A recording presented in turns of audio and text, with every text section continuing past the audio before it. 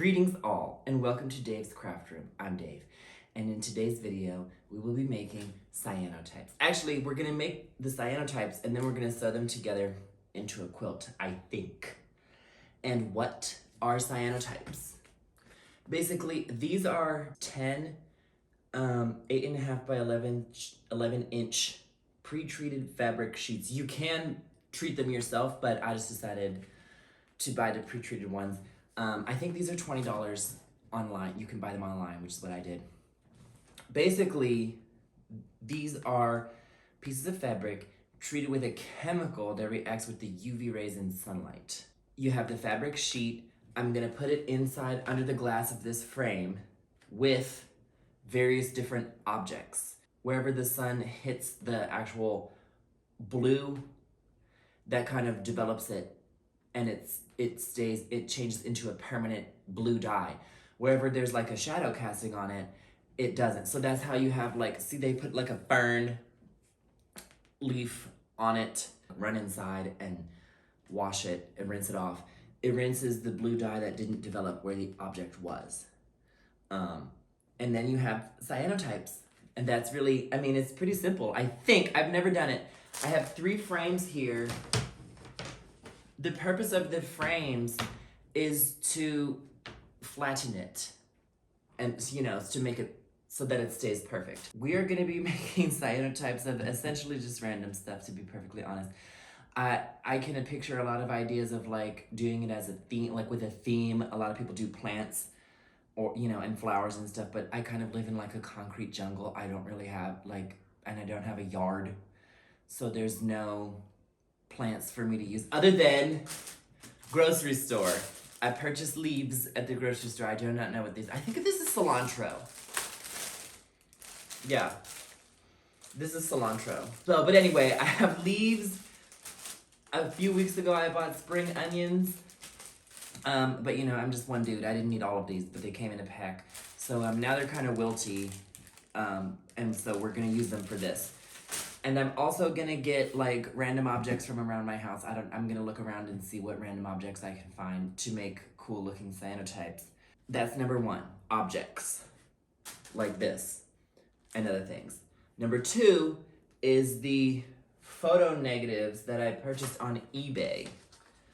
These are old, I don't know how old these are, but these are black and white photo negatives. And we're gonna lay them on and see what happens. I don't know how detailed this can get. This one has like a farmer in it. But we're gonna see what the photo negative, normally when you do a photo negative, you project the image, you know, and make it bigger. We're not gonna do that. We're just gonna lay it on, you know, and see what happens. So I think it might turn out cool. It might not turn out cool, but I have 40, so if I screw some up, which I probably will, then that's gonna be fine. So that's number 2, the photo negatives that I bought on eBay. Number 3 is these. These are transparencies, and you can put these through your printer and print on them. Whatever your image that you print on it to make a cyanotype, I need to run it through a filter first to make it black and white, and then to change it to a negative. We're gonna see if that works. I know it's a thing that's done. They do it online, but I'm just very like, do I have the right printer? Do I have the right ink? You know what I mean? Like, is this the right kind of transparency? I don't know. And it says right here, please avoid direct sunshine and store in a dry and cool place. We are going to put it directly into the sun. I don't know what I'm gonna print on these, and there's 60 of them, but we're gonna print some images onto here. Maybe I'll do some like words, like, you know, a long time ago in a galaxy far, far away. So I'm gonna get started because the sun is shining. Matter of fact, the sun is fully shining on my porch right now, so I need to start doing this right now. So I'm gonna set everything up. I'll try to show you what's going on, and that'll be that. Greetings all, and welcome to Dave's Craft Bathroom. I'm working in my bathroom because it's inside my house, and there's no windows or sunlight to interfere with the process. First, I'm placing the fabric sheet on the back of the frame, and then I arrange the cilantro leaves on top of it. And then I place the glass on top of that to flatten it down.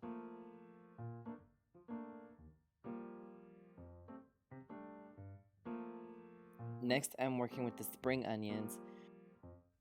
And then lastly, I put these glow-in-the-dark stars on top of one. I leave them in the sun for like 5 to 10 minutes, and then I bring them in and rinse it off.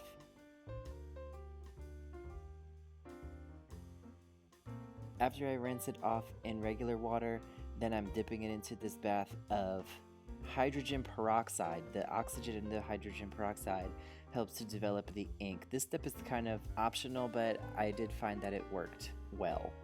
As you can tell by the facial expressions, I'm very impressed with how good it turned out.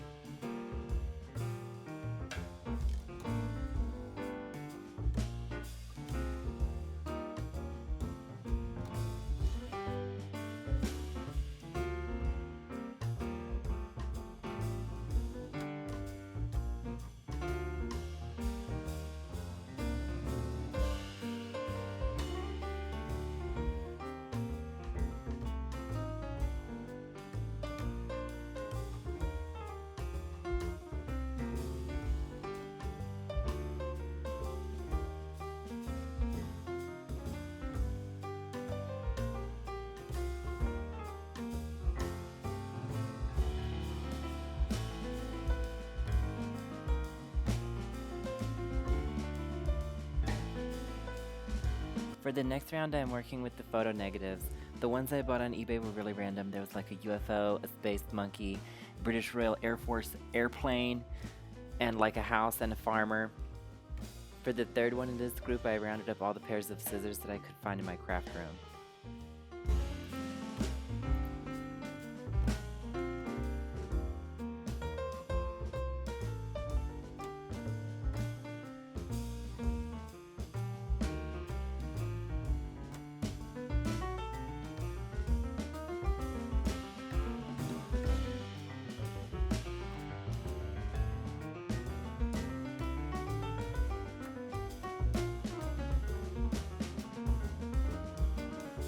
This is incredible. Look at the detail. It worked.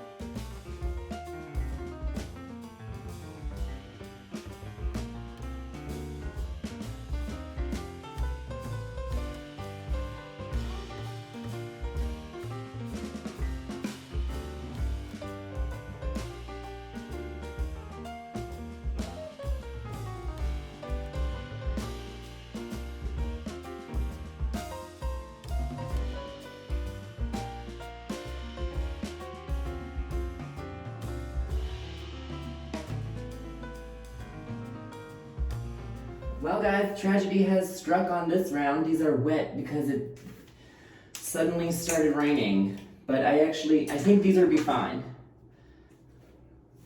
It's just wet, but it'll be fine. I mean, it's just that it's not sunny anymore. So I might have to finish later.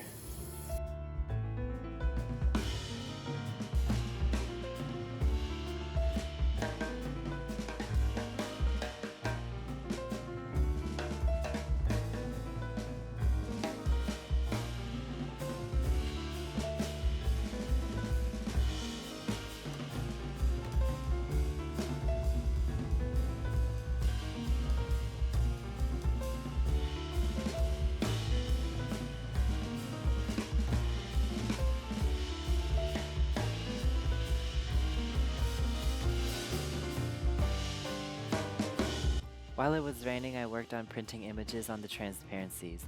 For the first one, I did this world map image. And for the second one, I printed this piece of artwork by Barbara Kruger called You Are Not Yourself. For the third one, I printed Trixie Mattel's famous quote, "I wouldn't be surprised if we never saw Denise Richards again." By the time I was done printing on the Transparencies, the flash flood was over, the sun had come back out, and I was ready to print more cyanotypes.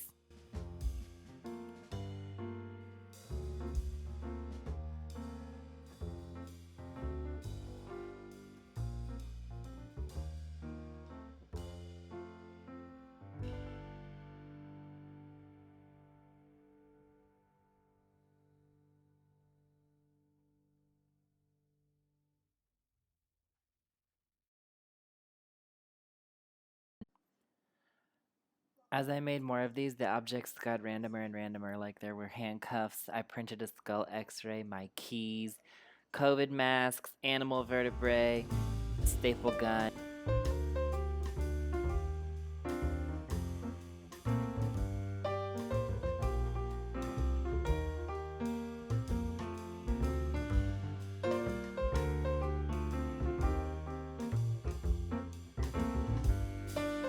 Here they all are. This is incredible. They all turned out so good. And they're like mostly dry. I think if I ran an iron over them, they would be dry. What we're gonna do next is we're gonna put some stashing in between and sew it up. I think the quilt is gonna come together very, very quickly, but I absolutely love it. That was ridiculously fun because it's fun to like look around your house for strange and interesting objects to put on there, and print them off too, like cheeses and stuff. And then to see the process of like how it turns out. I learned that 5 minutes is really good enough. 10 minutes is kind of too much. As far as these, like the ones that I printed, this is the hot dogs, by the way. I don't think I showed you the hot dogs yet. The ones that I printed off the computer, I don't think the ink was really kind of thick enough. So I think some light shone through, and that's why it's not as striking. So that, and then I tried it again, doing 5 minutes instead of 10, and I even went down to 4 minutes, and the hot dog was 3 minutes. This is the Christmas lights. It looks like a photograph. Watch, I'll show you. It looks like a photograph of the Christmas lights, like the level of detail. So I'm just gonna get some muslin, some undyed muslin, and this is what I'm gonna use. Just because I don't want it like anything that's gonna take away from the design of the cyanotype, so I'm just gonna use this muslin. It should come together pretty quick. I'll just do the rows and then the sew the rows all together like that. So let's do it.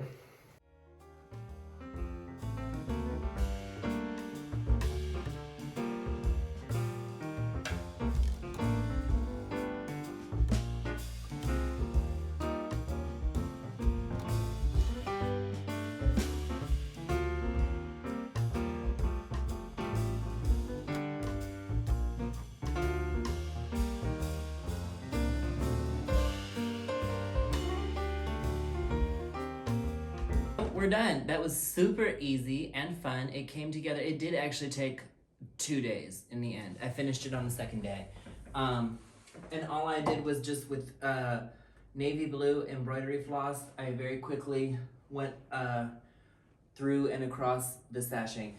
I like that method of quilting. It's kind of like halfway in between tying it and quilting by hand. Obviously, I wouldn't do that if it's like, if you're worried about the batting falling apart, or with batting that shrinks, because I don't think it would look good. But for this quilt, it works really well.